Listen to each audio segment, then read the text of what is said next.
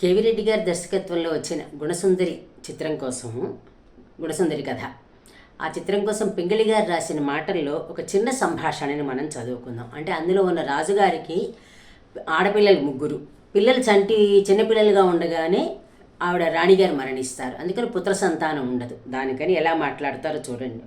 వచ్చి ఆయన దగ్గర ఉండే మంత్రి పేరు కూడా తీర్థులు అంటారు. ఆయన పెట్టే పేర్లన్నీ ఇలాగే ఉంటాయి. ఏ మంత్రికి సరైన పేర్లు ఉండవు మామూలుగా.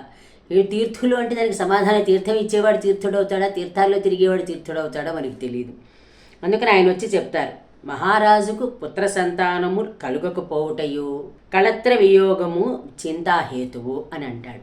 అంటే పుత్ర సంతానము లేదు, ఆవిడ లేరు, కాబట్టి చింతాహేతువు అని చెప్పన్నాడు. సరే, అక్కడికి అయిపోయింది. ఆ తర్వాత ఆయన తన 3 పిల్లల్ని చూపించి తీర్థులు అని చెప్పి అనగానే ఈ అలంకారం గురించి మాట్లాడతాడు. పిల్లలు 3కి చాలా సరదాగా, అంటే నిజంగా ఒక ఆడపిల్లల తండ్రి ఎలా ఉంటారో ఇందులో చూపించారు పింగళి గారు. మరి ఆయన ఎవరిని చూశారో తెలియదు, కానీ 3 పిల్లలకి అలంకారం చేస్తాడు, రాజ్య పరిపాలన కూడా చూడకుండా. అప్పుడు చూడండి, ఇక్కడికి వచ్చిన తర్వాత వాళ్ళ దగ్గరికి వచ్చి వాళ్ళని చూపిస్తూ, ఈ అలంకారం ఎవరు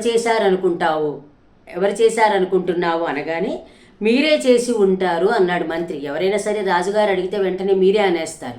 ఆకాస్తిక రాజుగారు వెంటనే మీరు సూక్ష్మ బుద్ధులండి అంటారు.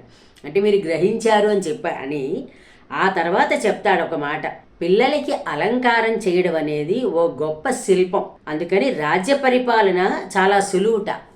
పిల్లలకి అలంకారం చేయడం కంటే రాజ్య పరిపాలన చాలా సులువు అని ఒక ఆడపిల్లల తండ్రి మాట్లాడడం చూస్తే నిజానికి రాజ్య పరిపాలన కష్టం. కానీ ఈ నండం చిన్నపిల్లలు కదా, ఏదో ఒకటి కోరుతూ ఉంటారు వాళ్ళు. అందువలన రాజ్య పరిపాలనే తేలిక ఆడపిల్లలకి అలంకారం చేయడం కంటే అని ఒక తండ్రి మనసుతో రాశారు పింగళి గారు ఈ గుణసుందరి కథ చిత్రం కోసం.